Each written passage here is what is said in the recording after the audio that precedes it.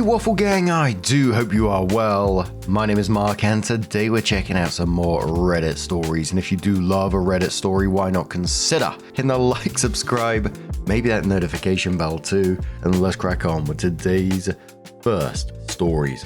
Much love guys. Now today's first story comes from Sad Supermarket 3878 from the Relationship Advice subreddit, and it says, my male 31, pregnant wife's female 25 friend privately made a very suggestive comments towards me this evening. How do I address this with my wife the right way? This evening, I went out with my wife, two of her friends, and one of our couple friends for dinner. My wife is almost 5 months pregnant with our twin daughters. I'm insanely happy in our marriage and absolutely adore her with all my heart.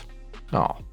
I'm aware of the fact that she has a group chat with some of her close friends where there may be some intimate things in our marriage.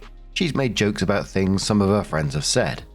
One of her older friends in particular has made jokes and has been maybe a little overly playful about me. I kind of noticed she wasn't always joking. I caught a bad vibe from her the times I've met her, and she would ask me super candid questions that were not appropriate to ask a friend's spouse. When I told my wife about things she said, she thought she was just joking and thought it was funny, but I was 99% sure she wasn't. Anyway, at dinner tonight, my wife and the other friend left to go to the bathroom before the food arrived, and the other couple was at the far end of the table, and she was sitting next to me right on the opposite end. As soon as they walked away, she touched my arm and said something along the lines of, "Hey, I know you and my wife's name really have a lot going on right now and that it's a lot. If you ever need to talk about anything, I'm always here and I'll always keep it between us." It wasn't what she said, but the way she said it, and it was very clear what she meant. I work in sales leadership and read people for a living, and there was no misunderstanding about what she meant, and she's made several comments towards me before. And after I very directly dismissed it, she implied very suggestively that it was a standing offer. That's when I was very certain she meant something very different. The point is, I want to address this with my wife. I want to do it the right way. I know she won't be upset with me, but my biggest concern is that she will be dismissive at first and think it wasn't legitimate. She's also only been in the US for about 4 years and moved here from Sweden, and this girl is one of her first friends she has made, and she has struggled to make friends a little bit. I just want to be straight up without hurting her too much. How do I handle this conversation the right way? I think there's only one way to approach this, and just be direct and tell your wife what is going on, because if you don't, if you hold it like we see in many of these stories, it always comes out in the end and it can be twisted and the truth can be blurred and it makes it 10 times worse, which is annoying because you've done nothing wrong in this situation. And I think if you're worried about being dismissed about this, you say, no, I know what she's doing here, and just double down basically. But also, if this has been going on for some time and, there's been slight hints here and there, let's face it, your wife has probably already got some hints of suspicious behavior. She's probably noticed signs as well. It might not come off as a surprise to her at the same time. One of the top commenters, which Opie responds to, saying, how do you respond to this Swedish lady that makes her think talking to you this way is okay? I thought the Swedish lady was his wife. Anyway, and just tell your wife everything. That's what I would want. I mean, tell my boyfriend everything. A guy flirted with me. Oh my god, honey, today this guy flirted with me, blah blah. Why would you keep it? Just say something. Opie responded saying, I've been very candid about this person and actually told her I had a bad vibe, but she really likes her as a friend and dismissed it. So I basically have to tell her that one of her friends she trusted is really not her friend, and that is very tough. Clearly not going to be, I told you so about it, but I know it hurt that one of her friends wasn't a great friend to her when she made a blatant pass towards me the second she had the chance she walked away. To me, she's not just disrespecting my wife, but my 2 daughters. I wanted to call her out in front of everyone, but I also don't want to hurt my wife and stress her out over something where she just needs to distance herself from her. Used Set says, how are you responding to these advances? It seems like you aren't directly rejecting them, and that may be necessary. Her behavior isn't appropriate. I'd set boundaries for yourself. Opie says I made that candidly clear. I told her that my girls and I are phenomenal, but thanks for your concern, and she got it. In retrospect, I should have said more. Another commenter says, it probably says a lot about my life that I would have completely failed to see this as a come on and assumed it was some kind of sincere offer of help, if misplaced. Opie says it was very much the context of how it was said. This would be a wholesome thing to say from another woman I know, like my best friend's wife. If she said that to me and said we could sit and talk privately, I wouldn't think a thing of it, but the way she said it was very specific. And even though she has known my wife for a while, I almost barely know her, and I know of several comments she made about me in their group chat.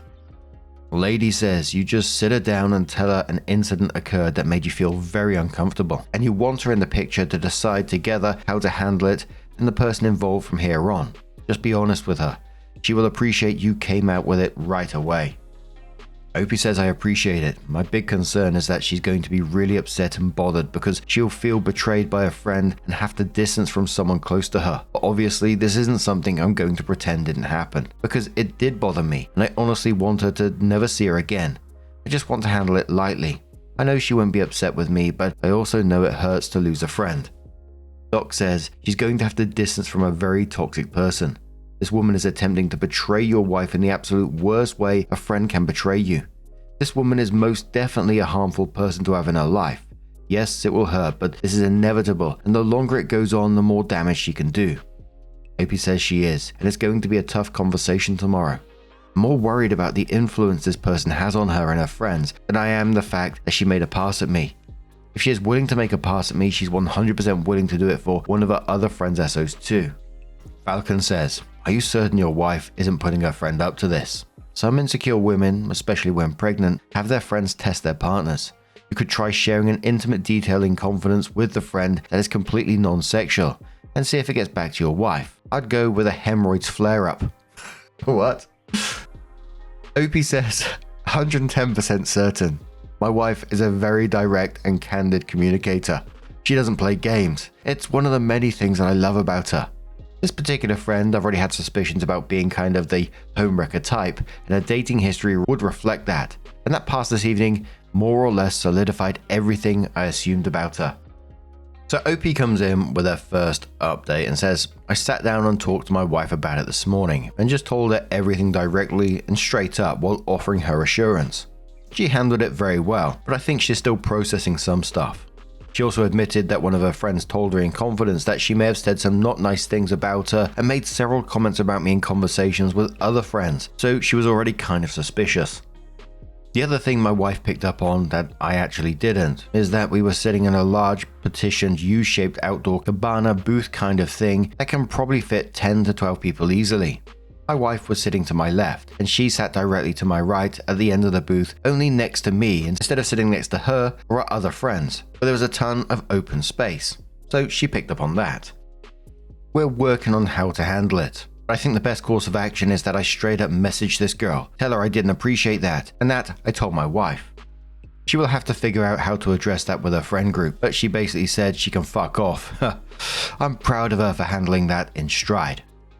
And OP comes in with another update, which was their final update, and says, I ended up messaging her on Instagram yesterday evening and basically told her she was an awful person and how disrespectful that was, and straight up told her that my wife is aware.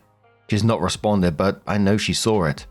My wife told a few people privately over the phone what happened, and it kind of came out that several of them did not like her and were kind of put off by some of the things she has said and done. They were nice to her because she was my wife and one other girl's friends. Several of them actually genuinely apologized to her and me for not saying anything because they didn't know she was actually serious about some of the things she said. My wife has handled it super well, and I think it's a positive for her because she now knows who her true friends are and can surround herself with only positive influences, and I think that's great. I hate that she has to deal with this, but sometimes we learn the most from tough situations. So it seems that communication did win the day, and everyone seemed to know about her at the same time, which in the end isn't really a surprise when you think about it. But what was surprising for me is that this friend didn't go down without a fight, because the level of behavior that she displayed to try and do that to what was supposedly her friend is awful kind of behavior. It says a lot about their character, and you think that they're trying to twist it in some kind of way afterwards.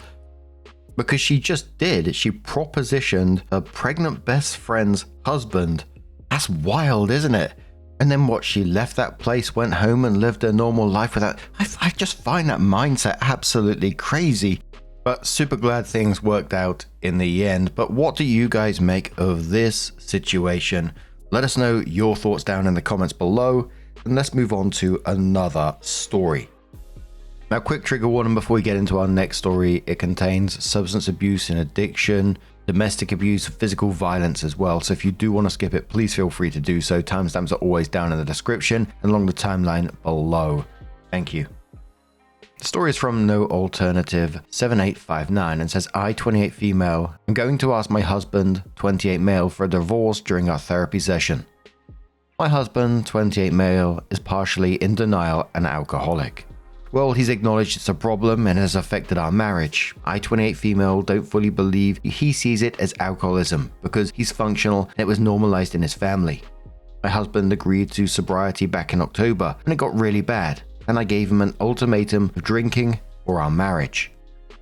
A couple of nights ago, my husband went out with his nephew, also 28 male, since he's on leave from the army. They both proceeded to drink and drive home inebriated. I discovered this after I went to my husband from our couch after passing out, and he proceeded to pee on our bathroom floor and punch a hole in the door when I had to yell at him to stop repeatedly. He has a history of being physical while drunk, but it's never been directed at me in any way. I also learned that he has had drinks since his alleged sobriety, but managed to not get drunk other times. I feel like I obviously can't trust him.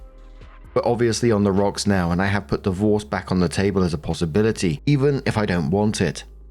I've also reached out to our therapist to update him and let him know that this needs to be discussed during our next session on the 28th. My issue: I love my husband despite all of this and don't want a divorce, but I feel like I'm supposed to and would be an idiot for not doing so. I am his rock and only support system as both of his parents are gone and his siblings are not reliable, and all I want from him is to get better. He does want help and knows what he did is wrong, to the point where he's cycled between panicking at the idea of losing me and cold shouldering me because he's super angry with himself and thinks I'm better off without him. He also struggles with accepting the stigma or accepting that he's an alcoholic, though again, he knows this is wrong and not normal. He said it out loud several times, and he's also been in discussion with our therapist privately about this. I don't know what to do. I'm sure I'll get plenty of just divorcing responses, but I just don't want to. I love this man, and even if this really doesn't work out, I don't want to just dump and run when he's clearly not okay. I know much of this is situational. He's lost his job, both his parents, and we've been going through some communication bumps in our relationship while this is happening. Question: what can I do to try and help the situation / get my husband the help he needs? A commenter says, hi there. I'm sorry you're going through this. Addiction is such an isolating disease, both for the person suffering from it and those around them. I'm going to gently remind you that you've already given him an ultimatum back in October. Your marriage or drinking. Honey, he picked drinking. I know this is hard to hear, and I know you love him, but you cannot continue to make excuses for him and expect things to change. You are inadvertently enabling the behavior. You have to have a very frank and honest discussion about this. If he doesn't check into a rehab facility, I think it's time for you to leave. You don't have to divorce him, but you need to send the message that you will no longer tolerate this behavior until he takes steps to change it. Sometimes people need to hit rock bottom before realizing they need help and can ask for it. In the meantime, I would check out resources for partners of people with addictions within your community. You deserve some support for what you are going through, and there are people out there going through similar things. Good luck, OP. Sending all my strength. OP replies saying, thank you for mentioning the resources to seek out. It's funny, I know how much addiction hurts everyone circled around it, having seen it in others, but I can't fathom applying that to myself. My husband's brother was an anything and everything addict, and it was incredibly painful for my husband and his family, even after his passing. I know it's familial for him. I know it's normalized in his mind. I know he knows it's wrong, and I can see how horrified he is with himself. But I think you might be right that, to some degree, my threats have been empty and I'm simply rewarding his behavior by continuing to stay and not enacting real consequences. Commenter says, addiction is very tough. It usually affects the family the most of the one addicted. My dad is a recovering alcoholic, so I know. It took him several relapses to completely stop. This is your husband, so it's up to you if you're willing to go through the long and difficult, non-linear journey of recovering from addiction. As long as he keeps trying, then he will one day recover, but he has to want to stop and actually be trying. I think you'll know once you've had enough. He better not ever be violent towards you. Maybe going to AA will help him. Opie says he grew up in a violent home surrounded by addiction and had a brother die from it. The physical incidents have never been directed towards me, and I genuinely have no fear that they ever will be. I've heard discourse before from people saying that hitting objects means they want to hit you, but I know he doesn't. I guess I didn't consider that this is a relapse, and you're right now that you said it. He does try, but I don't think he's at the point where he sees this as a lifelong commitment. He sees it as more of a temporary thing he can just overcome with sheer willpower. I get that it's fear-based on his end, because admitting you have a problem is never fun. So it was a bit over a month later that OP did come in with an update and said my husband, 28 male, and I, 28 female, had been together for 7 years, married for 2. Just prior to our marriage, my husband began to develop an alcohol dependency that has progressed over time and came to an ugly head this past month. Around a month ago, my husband came home obviously drunk, which upset me given his history and previous commitment to sobriety since October. Turns out that was not the case. I know I should have waited to address the issue the next day instead of in the moment, but I was so angry about the deception and the fact that he clearly drove home drunk that I yelled at him. Things got pretty heated. Well, I tried to get him to bed, to a point where he was charging at me and threatening to hurt himself. Eventually, I felt I had no choice but to call 911, which he obviously heard, and he punched a hole in our wall and one of our bathroom doors out of fear and anger due to some past childhood trauma with the police in his home. He was arrested and charged and have been staying with my parents since. He had his initial hearing this past Monday and I attended. Today, I needed to stop by our house to grab a few things and text him to let him know. After hours and no confirmation, he typically leaves if I need to come over. I ended up stopping at our house anyway, only to discover the house completely unkempt, a strong smell of weed and ashtrays all over the house. He does have a history of smoking weed and heavily overindulges in my opinion. He has also been unemployed since February due to leave a toxic work environment and has not been actively looking for a job to replace lost income. As far as I know, he is mostly playing video games, hanging out with friends or taking trips on his motorcycle, which it looks like he did today. This has been a major point of contention, to the point he has accused me of financial abuse because I asked him to get any job so that I'm not the only one paying bills. I want to be there for him, and I want him to get sober and healthy again, but the clear lack of effort to truly get better just drained any romantic love I have left for him. We have couples therapy on Friday. I'm planning to tell him then, but he is often hostile with me during our sessions and tends to try and argue with our therapist the entire time, so I'm not sure how to deliver this news to him during that time. How can I tell my husband I want a divorce during our therapy session? A commenter says to OP, just do it in therapy. You're in a safe place and your therapist will be there, so I would do it then. But I would not go to that house alone. After you drop that bombshell, I would have a friend, your parent, or somebody come with you if you need to pick up stuff from the house. I'm just saying his mental health could go super crazy and he could hurt you. Good luck, friend. God bless. Just tell him and get it over with in therapy. Opie says my parents are aware of my plans, so they are available to go with me when I pick up all of my things. I'm concerned with how he'll react, but I definitely don't see any way that I could do this with him alone. A commenter says call the police non-emergency line and ask for an officer. One will come and wait outside as a presence so you can safely gather your things. The most dangerous time in a woman's life is when she tries to leave. Don't downplay the risk. Your soon-to-be ex is an unemployed addict with an anger problem. He has nothing left to lose. ETA also stopped going to therapy with him. The only way to stop something is to stop. If you want to divorce him, then stop talking to him, stop engaging, hire an attorney, and have him served. You aren't on the same team anymore. Commenter says, depending on state laws, she may need a restraining order to have police escort her to get her things. Was he arrested for domestic violence? Is there a no-contact protective order with his charges? This may work in place of a TRO. Opie responds saying yes to domestic violence, no to protective order at this time, but I can request it per my victim's right packet if I feel a definable need for it. I'd asked for it to be removed when this all first happened because I felt overwhelmed and didn't want to completely lose access to my house and things. Honestly, I didn't realize that a protective order wouldn't prevent me from accessing those things, so it seemed like the right choice at the time. A commenter says, if you haven't already, start moving valuables out now. If he gets violent, he will definitely destroy your things. Opie says I took all my important documents and personal valuables when I initially packed up to head to my parents because I did think about what his anger could do to something like my passport or my grandfather's service medals. Otherwise, I packed a single suitcase and my dog and left behind what I could reasonably part with. I will definitely not be going on my own to collect anything from here on out. A commenter says I agree with calling the police non-emergency line or a domestic abuse hotline to get advice on how to safely retrieve your belongings. If he's dangerous, I would be hesitant to bring parents instead of an authority. Also, I noticed in your post that you make excuses for him, such as leaving his work because of a toxic work environment and punching the wall because of prior trauma from childhood. People have bad stuff happen and they don't drive drunk, punch holes in walls, etc. There's a book called Codependent No More, very specific to your situation and should help. Opie says, I know. I've been seeing a therapist separately through work and I'm going to try and work on not making attempts to shield him from his own behavior. Definitely a work in progress, and I'll pick up that book. I haven't had a chance to fill much out yet or call, but I do have a victim advocate for the court case, so I'll follow up on resources for when I go get all my stuff. I just feel stupid for considering myself a victim, and it could be so much worse.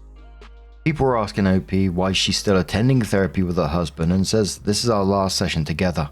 I kept it because up until today, I thought we could try to repair. This is where I feel safest to break the news, and even if he does have a tantrum, he's having it in a controlled environment that prevents him from making an impulsive and rash decision regarding his safety or my safety. OP on if there is someone else who can handle the husband within his family and friends. OP says his parents are both gone, and he's estranged from most of his family due to his behavior. He does have friends, but they have been less inclined to intervene because of his behavior as well. It's also not their job. I'm not going to rehome my husband like a dog. He's a fully grown man who can figure out where to go from here, just like I'm doing now. No one can or is willing to swoop in and save him from himself except me, and that's not an option anymore. A commenter, which was downvoted, says, it's crazy that you didn't find out he was an ounce of this fucked up before you married him. Opie says he barely drank the first 4 years of our relationship, which I preferred since I don't drink save for special occasions. It really did just develop rapidly and out of nowhere. He's a completely different person. I can accept that there were likely signs, but I did not, nor did anyone else see them, I guess. Another commenter says nearly every time OP mentions her husband's bad behavior, she follows it up with an excuse he likely told her. Oh, he punched a wall because of childhood trauma. No, he punched a wall because he's an abusive alcoholic. OP says, you're right. They are excuses. I'm trying really hard to work on not doing this with a separate therapist. It's reflexive for me at this point, so it's been a hell of a habit to break. It's been difficult for me to reconcile with the fact that this is abuse, because while I would stare at another woman with disbelief if she told me it's not abuse because he's not hitting her, I've been unwilling to apply that to myself. He's not been good to me for a while, but I haven't been good to me either, and it has to stop. One more commenter says to OP, why'd you feel the need to be there for him? Honestly, this sounds like something he's going to need to tackle on his own. I think you're smart to do this in therapy, and I think you need to make sure that you have an exit plan in case he becomes upset or violent. Also, hopefully, you've moved everything out of your house, so you don't need to go back there. It's one of the most dangerous times for a woman leaving a bad relationship. OP says, I haven't taken all my stuff yet because he's still living in our house and the majority of the furniture is technically mine. Well, I'm going to divorce him. I didn't want to put him on the street immediately after the police incident. I took my passport, birth certificate, and some other valuables to be on the safe side, but for the most part, I shoved as much as I could in a single suitcase and took my dog. I know you're right about the danger, so I've worked out logistics with my parents, but it is hard to hear. This is not where I envisioned myself, and I always thought I would pick better than this. Opie comes in one more time, sometime later, and says, my husband, 28 male, did show up to our therapy session. And I, 28 female, was able to tell him with our therapist that I will be filing for divorce. I also brought a list of our assets and how I thought they should be divided up so we can try and walk away from this amicably. He was obviously devastated, as am I, but did state he saw this coming. He did make statements of harming himself, to which our therapist suggested having a one-on-one session for the rest of the hour, which I agreed to since I didn't want to be there anymore. All things considered, it went as well as it could, and I don't think he will be violent towards me, but I will be taking precautions in case. I was also notified on Wednesday that he was arrested again for fleeing an officer and misdemeanor bail jumping. This means he violated one of his bail conditions from the original arrest, and I'm assuming it was the sobriety condition.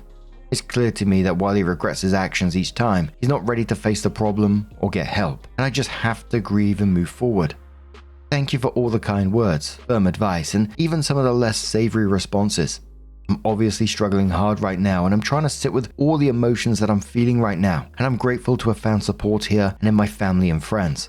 I'm reminded that there's no shame in my choice, and I did the right thing. If I have anything else, I'll come back and update this post, but otherwise, I just want to keep moving forward towards a future where I'm happy, healthy, and on the other side of this.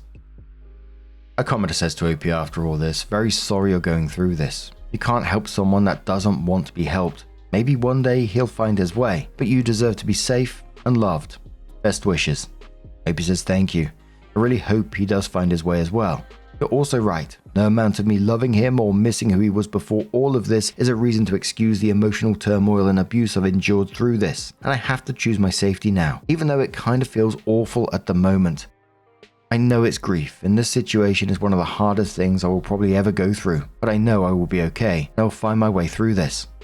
Commenter says, I don't know you, but I'm proud of you for getting yourself out of the situation. You did the right thing, and I'm glad you put your well-being first. Remember that it's normal to grieve the end of any relationship, and it's okay to feel all the feelings. Opie says thank you. I'm having a very hard time coping with feeling like I abandoned him. I know he doesn't have a solid support system outside of me, and now that's gone. I still love this person, and I'm so gutted that he really doesn't have anywhere to go or anyone to turn to since his parents are gone and he's estranged from most of his siblings. There's just nothing more I can do for him at this point, and that feels heavy. A pretty heartbreaking story because you can see how much Opie actually does love him and how hard she initially tried to make it work. She didn't just jump to divorce, tried an ultimatum, she supported him, went to therapy and tried to understand everything he was going through. She did everything. But as we see with a lot of stories with addiction, love sometimes just isn't enough when the other person isn't actually getting better, and the update made it pretty clear. Another arrest, still drinking, he's just not at a place where he can change. And it's incredibly heartbreaking at the end that Opie feels like she abandoned him, and it's a common feeling that we see in a lot of these stories like this, but it's not the truth because she didn't abandon him, and I'm going to use one of those Reddit phrases here, but she just stopped setting herself on fire to keep him warm, which I can only imagine was a bloody, incredibly difficult decision to make. But now I'm going to turn this one to you guys. What do you guys make of this situation? Let us know your thoughts down in the comments below. Just a huge thank you for being here today, getting involved in the stories. Your love, your support, your time, it always really does mean the world to me. So thank you so much for being involved, for liking, for subscribing, all that good stuff. You know, it's bloody scary times on YouTube these days, so I really do appreciate everything, and I will see you in the next one. Take care, and much love.